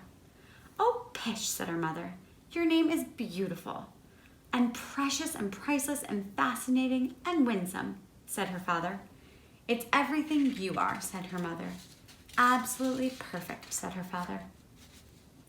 Chrysanthemum felt much better after her favorite dinner, macaroni and cheese with ketchup, and an evening filled with hugs and kisses and parcheesi. That night, Chrysanthemum dreamed that her name was Jane. It was an extremely pleasant dream. The next morning, Chrysanthemum wore her most comfortable jumper. She walked to school as slowly as she could. She dragged her feet in the dirt. Chrysanthemum, chrysanthemum, chrysanthemum, she wrote. She even looks like a flower, said Victoria, as Chrysanthemum entered the playground. Let's pick her, said Rita, pointing. Let's smell her, said Joe. Chrysanthemum wilted. She didn't think her name was absolutely perfect. She thought it was absolutely dreadful. The rest of the day was not much better. During nap time, Victoria raised her hand and said, A chrysanthemum is a flower. It lives in a garden with worms and other dirty things. Thank you for sharing that with us, Victoria, said Mrs. Chudd. Now put down your head. I just can't believe your name, Victoria said as the other students lined up to go home. Neither can I, thought Chrysanthemum miserably. Welcome home, said her mother. Welcome home, said her father. School is no place for me, said Chrysanthemum. They said I even look like a flower. They pretended to pick me and smell me. Oh, pish, said her mother. They're just jealous, and envious, and begrudging, and discontented, and jaundiced, said her father. Who wouldn't be jealous of a name like yours, said her mother. After all, it's absolutely perfect, said her father. Chrysanthemum felt a trifle better after her favorite dessert, chocolate cake with buttercream frosting, and another evening filled with hugs and kisses and parcheesi. That night, Chrysanthemum dreamed that she really was a chrysanthemum. She sprouted leaves and petals.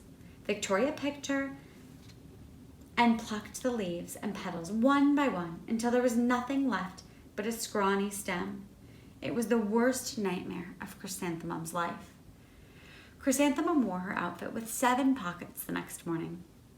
She loaded the pockets with her most prized possessions and her good luck charms. Chrysanthemum took the longest route possible to school. She stopped and stared at each and every flower. Chrysanthemum, chrysanthemum, chrysanthemum, the flowers seemed to say. That morning, the students were introduced to Mrs. Twinkle, the music teacher. Her voice was like something out of a dream, and as was everything else about her. The students were speechless. They thought Mrs. Twinkle was an indescribable wonder. They went out of their way to make a nice impression. Mrs. Twinkle led the students in scales. Then she assigned roles for the class musical. Victoria was chosen as the dainty fairy queen. Rita was chosen as the spiffy butterfly princess. Jo was chosen as the all-important pixie messenger. And Chrysanthemum was chosen as a daisy. Chrysanthemum's a daisy! Chrysanthemum's a daisy! Jo, Rita, and Victoria chanted, thinking it was wildly funny. Chrysanthemum wilted. She did not think her name was absolutely perfect. She thought it was absolutely dreadful. Why so humorous? Asked Mrs. Twinkle. Chrysanthemum was the answer. Her name's so long, said Jo. It scarcely fits on her name tag, said Rita. I'm named after my grandmother, said Victoria. She's named after a flower. My name is long, said Mrs. Twinkle. It is, said Jo. My name would scarcely fit on a name tag, said Mrs. Twinkle. It would, said Rita, pointing. And, said Mrs. Twinkle, I'm named after a flower, too. You are, said Victoria. Yes, said Mrs. Twinkle. My name is Delphinium. Delphinium Twinkle. And if my baby is a girl, I'm considering Chrysanthemum as a name. It's absolutely perfect, I think. Chrysanthemum could scarcely believe her ears. She blushed, she beamed, she bloomed. Chrysanthemum, chrysanthemum, chrysanthemum. Jo, Rita, and Victoria looked at Chrysanthemum longingly. Call me Marigold, said Jo. Oh, I'm Carnation, said Rita, pointing. My name is Lily of the Valley, said Victoria. Chrysanthemum did not think her name was absolutely perfect. She knew it. Epilogue. Overall, the class musical was a huge success. Chrysanthemum was absolutely perfect as a daisy. Victoria made the only mistake. She completely forgot her lines as the dainty fairy queen. Chrysanthemum thought it was wildly funny, and she giggled throughout the entire Dance of the Flowers. Eventually, Mrs. Twinkle gave birth to a healthy baby girl, and of course, she named her Chrysanthemum.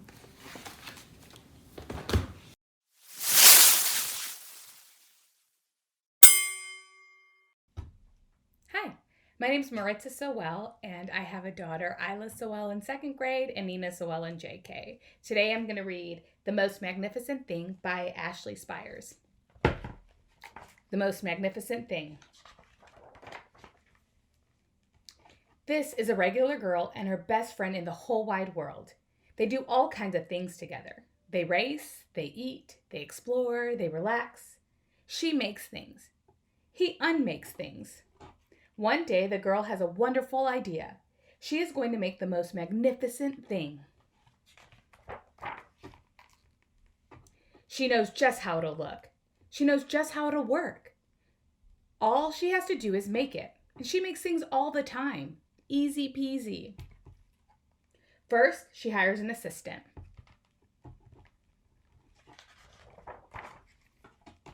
Next, they gather their supplies. They set up somewhere out of the way and get to work. The girl tinkers and hammers and measures, while her assistant pounces and growls and claws. When she is finished, she steps back to admire her work. She walks around one side, her assistant examines the other side. It doesn't look right. Her assistant picks it up and gives it a shake.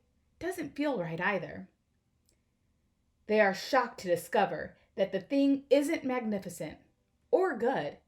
It isn't even kind of sort of okay. It's all wrong. The girl tosses it aside and gives it another go. She smooths and wrenches and fiddles. Her assistant circles and tugs and wags. When she is finished, she stands up and takes a long look at it. Her assistant gives it a nudge with his paws. The thing is still wrong. She decides to try again.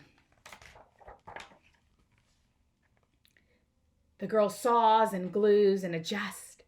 She stands and examines and stares. She twists and tweaks and fastens. She fixes and straightens and studies. She tries all different ways to make it better. She makes it square, she makes it round, she gives it legs, she adds antenna. She makes it fuzzy, she makes it long, short, rough, smooth, big, small. One even smells of stinky cheese. But none of them are magnificent. Her hard work attracts a few admirers, but they don't understand. They can't see the magnificent thing that she has in her mind. She gets mad. The angrier she gets, the faster she works. She smashes pieces into shapes. She jams parts together. She pummels the little bits in. Her hands feel too big, and her brain feels too full of all the not right things. If only the thing would just work. Crunch! The pain starts in her finger. It rushes to her brain, and she explodes. It's not her finest moment. I'm no good at this. I quit. Her assistant suggests a walk.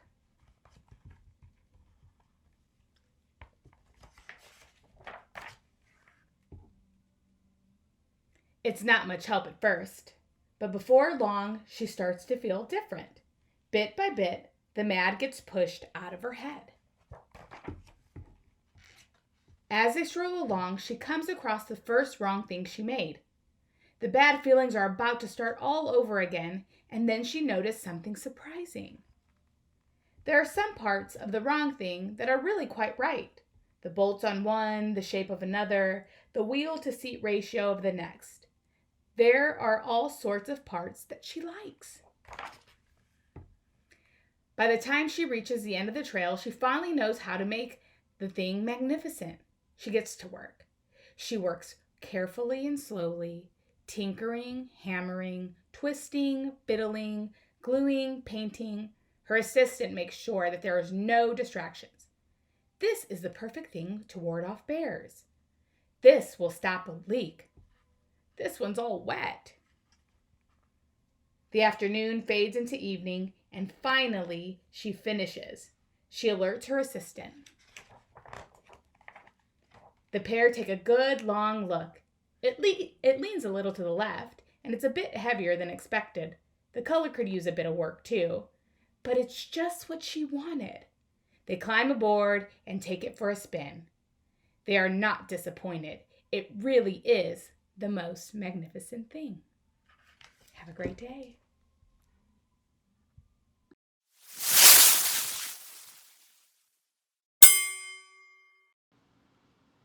Hello, my name is Vanessa Staub, and I'm part of the enrollment management team here at the Latin School of Chicago.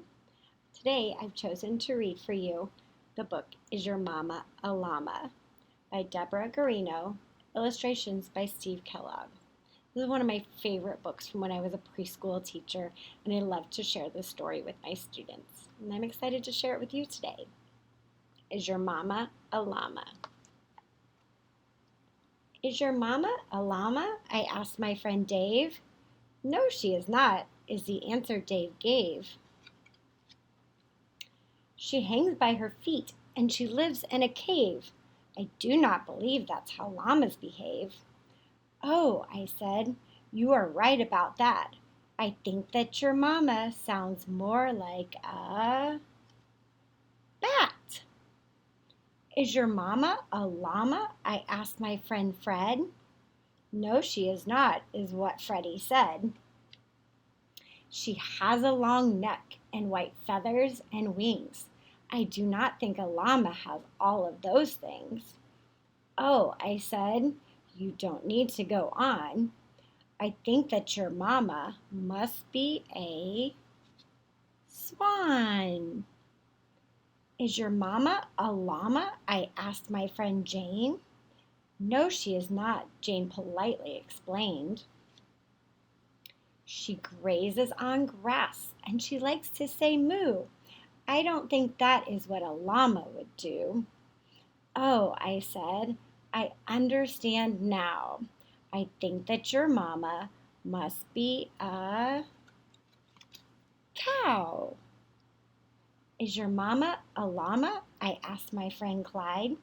No, she is not, is how Clyde replied. She's got flippers and whiskers and eats fish all day. I don't think llamas act quite in that way. Oh, I said, I'm beginning to feel that your mama really must be a seal. Is your mama a llama? I asked my friend Rhonda. No, she is not, is how Rhonda responded. She's got big hind legs and a pocket for me, so I don't think a llama is what she could be. Oh, I said, that is certainly true. I think that your mama is a kangaroo. Is your mama a llama? I asked my friend Lynn. Oh, Clyde, don't be silly, Lynn said with a grin. My mama has big ears, long lashes, and fur, and you of all people should know about her. Our mamas belong to the same herd, and you know all about llamas too, 'cause you are one too. Yes, you are right, I said to my friend. My mama's a llama, and this is the end. Thank you for joining me.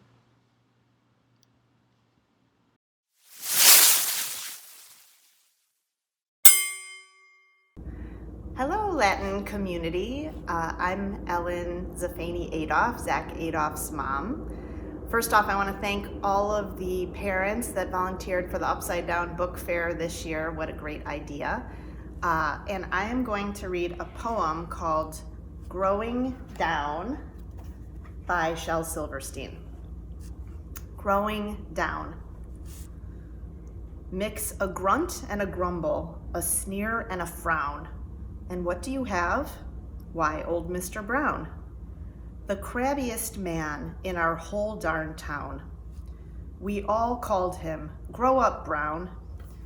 For years, each girl and boy and pup heard, Grow up, oh, grow up. He'd say, why don't you be polite?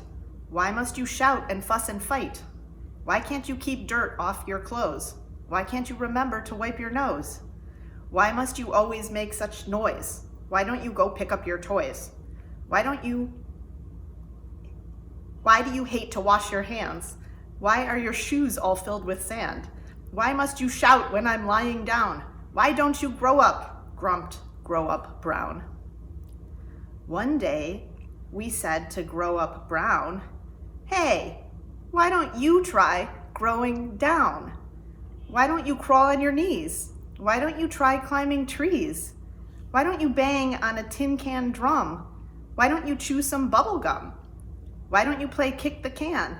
Why do you not wash your hands? Because of coronavirus. Why don't you join the baseball team? Why don't you jump and yell and scream? Why don't you try skipping stones? Why don't you eat ice cream cones?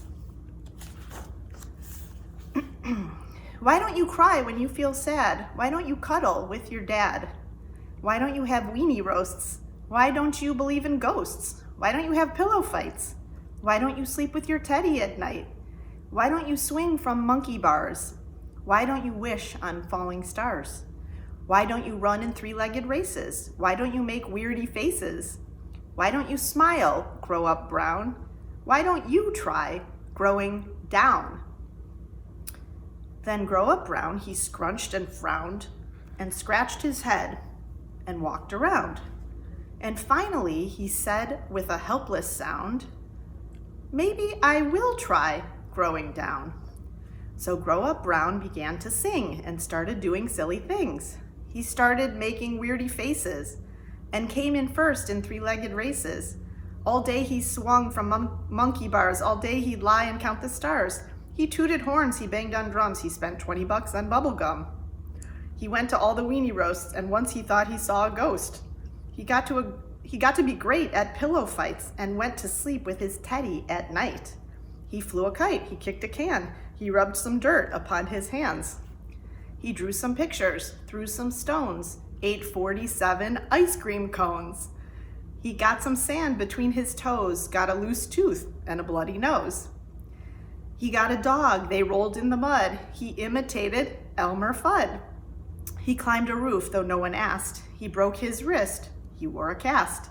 He rolled down hills, he climbed up trees. He scuffed his elbows, skinned his knees.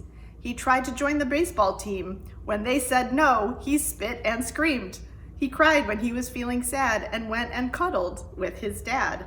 He wore a hat that didn't fit. He learned just how far he could spit. He learned to wrestle and get tickled, sucked his thumb. He belched and giggled.